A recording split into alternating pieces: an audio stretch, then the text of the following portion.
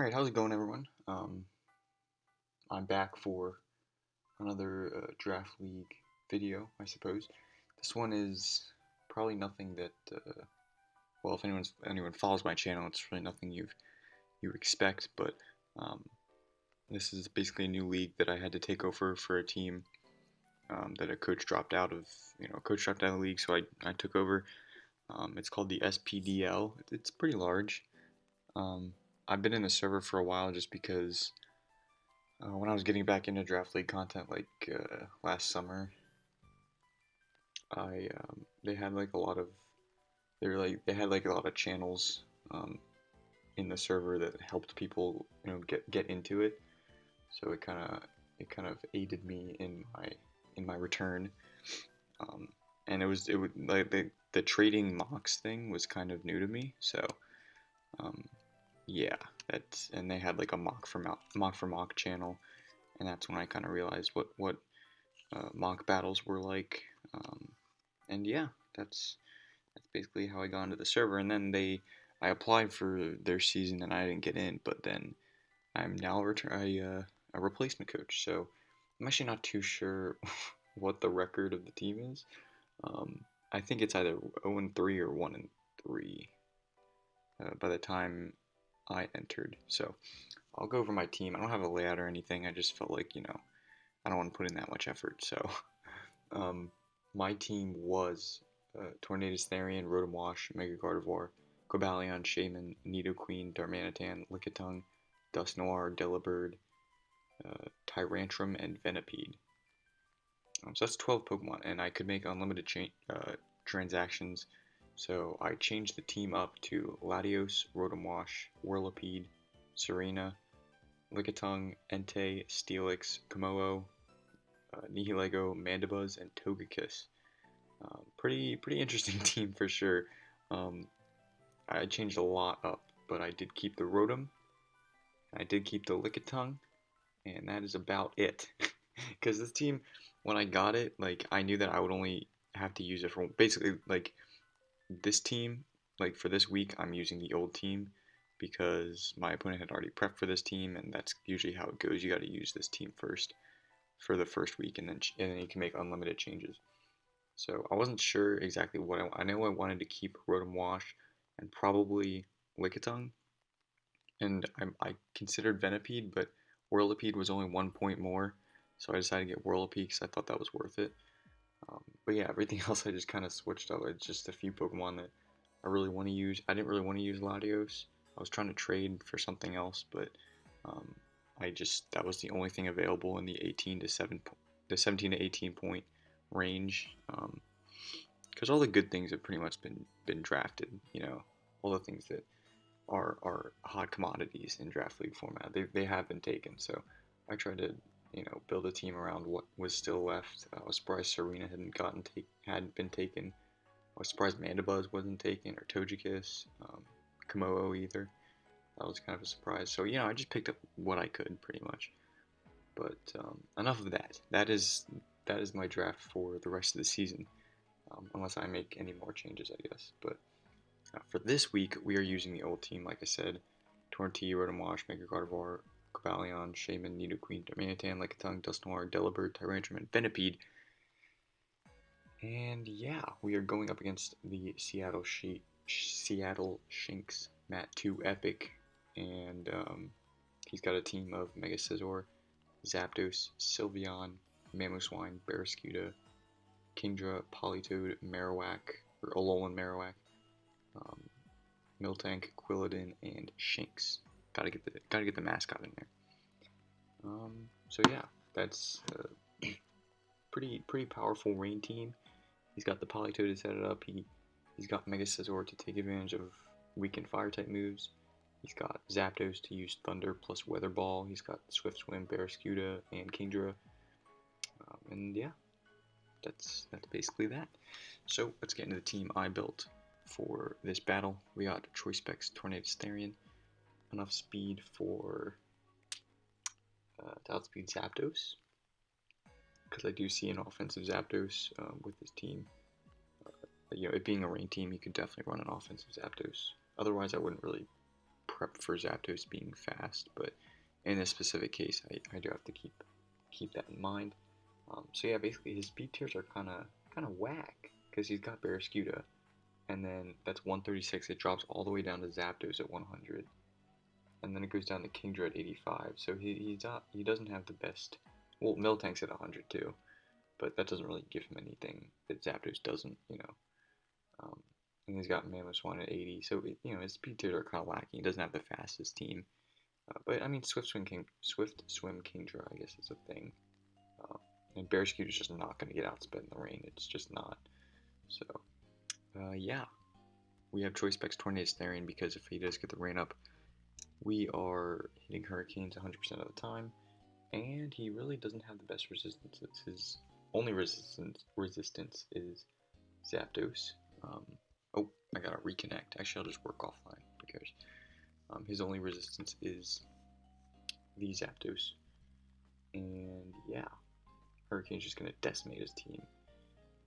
And if I need to hit her, Sludge Wave does a little bit more than Hurricane to Sylveon, so I'll just be clicking that against Sylveon.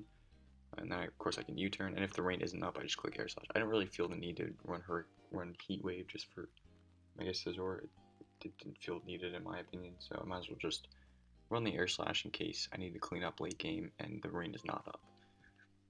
So yeah, that is Tornadus Therian. Next up is Rotom Wash. This Pokemon is really important because it deals with Mega Scizor, Mamoswine, and Barraskewda. Now he could run a Freeze Dry on Mamoswine, but I'm not too worried about that to be honest. I suppose it's nice for Marowak, but Marowak probably 2 KOs us with Poltergeist. But we do outspeed it, and we do have Hydro Pump, so that would be nice. I do have Will-O-Wisp just in case Scizor wants to set up on me, and I'm not able to 2KO with Hydro Pump. I don't know the specific calc, but if he's like SPDL, he could probably take 2 Hydro Pumps, especially if it's not rain boosted. And yeah, so that's that basically. Nothing too special here. I was considering Pain Split, but I do have a Wish Passer, so I didn't feel like it was too important to have Pain Split there. I'd rather just have the Defog. Next up is the Pain Splitter, my Lickitung. SPDF with Cloud9, which basically negates the effects of weather. So that Kingdra, that Barraskewda, their water and even the Politoed, their water attacks are not going to get boosted by the rain. I don't know if Thunder is 100% accurate anymore, since the rain isn't, weather conditions are disabled. I'm pretty sure that's going to mean that it's a 75% accurate Thunder. It's also going to be a 70% accurate Thunder. It's also going to be a 70% accurate Hurricane, which is great, especially because this Pokemon is specially defensive, so I can deal with Zapdos. Like that's what it's there for. It's mostly there for Kingdra too, and Sylveon, and yeah, just any special attack. I can switch to Politoed really easily. That is about that. I don't want to get toxic with this Pokemon. I'm basically there to pivot in, like to switch into things and then get a Wish up and then heal things, or they switch in. So yeah, that's Lickitung. Not much too crazy to say about this Pokemon. I don't want to stay in against Scizor to let it set up on me. I don't want to stay in against Mamoswine. Barraskewda is going to do a lot of damage to me. Marowak will do a lot of damage to me as long as the rain isn't up, like with Flare Blitz. So anyway, next up is Darmanitan, physically defensive with no item. Basically here for the Mega Scizor because the no item is because I don't want Alolan Marowak to Poltergeist me. I'm basically a guaranteed switching because I don't think he'll run Earthquake. I don't think there's much point in that. He'll probably run like Dual Stab and then Substitute and Stealth Rocks or something. I don't know. Maybe he'd run Earthquake, but just in case he doesn't, I want to have no item. It's also nice because I don't get hit by knockoff from Mega Scizor. Like if he wants to predict my switch and go for knockoff, it doesn't really matter because I don't have an item, so it's not going to do that much damage to me. And yeah, that's that. Mega Scizor can't really do much to me. I can just Fire Punch it, and it's I don't know if it's dead actually because I have no investment, but it's close to dead. I know that. U-turn, Rock Slide, Toxic. Let's see. Rock Slide is, I guess they're just for Marowak. It does a little bit more than Earthquake because of sheer force. And it also hits Zapdos if it wants to switch into me. And then Toxic is just nice because it's Toxic. I mean, he'll probably want to switch in Kingdra or Politoed against me, and Toxic on either of those would be pretty nice. So yeah, that is the Darmanitan. Next up is Cobalion. Let's see, the speed is for Zapdos, same thing as Tornadus. Now this is basically my primary, like, if I can get a Swords Dance up, I'm in a really good position. Of course he does have Kingdra and Berescuda to outspeed me. Well, Kingdra, as long as the rain is up, he can outspeed me. Berescuda is going to outspeed me no matter what. And then everything else just kind of, once I get a Swords Dance up, I'm kind of ripping things to shreds. Stone Edge is really nice because Zapdos and Alolan Marowak deal with my Dual Stab really well. So Stone Edge will hit both of those. And if he is an offensive Zapdos, that's really good news for me because I'll probably be able to kill him from +2, like from full. I can force switches. Sylveon's not going to want to stay in on me. Miltank's not going to want to stay in on me. Miltank's kind of an issue for this team, so I want to make sure that I have something for it. And yeah, that is what this Pokemon is here for. Hopefully you're going to be able to, I have a lot of initiative. I have, U-turn here, I have Volt Switch here, I have U-turn here, so I have a lot of switch initiative there. So if I can get Cobalion in and get a Swords Dance up, I'm in a really good position there. So, hold on.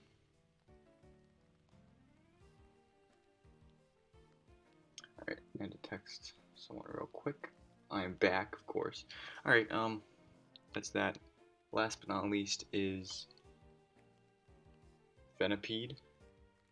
I want to bring the Venipede before I trade. I knew I was going to trade it away, whether that be getting Whirlipede or getting something completely different. I wanted to use the Venipede because you know what? He only has one hazard remover. Well, two. He's got Mega Scizor and Zapdos for defog. And that's it. And if it is an offensive Zapdos, which I'm really hoping it is, honestly, because, Lickitung just kind of beats that Pokemon easily. If it is an offensive Zapdos, then it's probably not going to have defog, which means he'll be relegated to the defog Mega Scizor, which is never fun to use. And if he doesn't bring that, then Spikes just kind of goes in. I mean, the only Pokemon that doesn't take Spikes damage is Zapdos, and he's got no Poison type to absorb the Toxic Spikes. So if we can get like one layer of Spikes and one layer of Toxic Spikes, that would be amazing. Speed boost to help us, boost up, and then if we get low enough, we can just click Endeavor and do a lot of damage to something. So hopefully this Pokemon works out. I just spread the EVs across just a little bit to bulk this Pokemon up with the Eviolite, make it a little bit more sustainable, I suppose. And yeah, this is gonna be my designated lead. Just get the hazards up, try to Endeavor something. If I can't, whatever. But his hazard removal is pretty poor, and all but one of his 11 Pokemon are grounded. So Spikes and Toxic Spikes are gonna just really, hopefully, do the necessary chip for either Tornadus or Cobalion to clean up.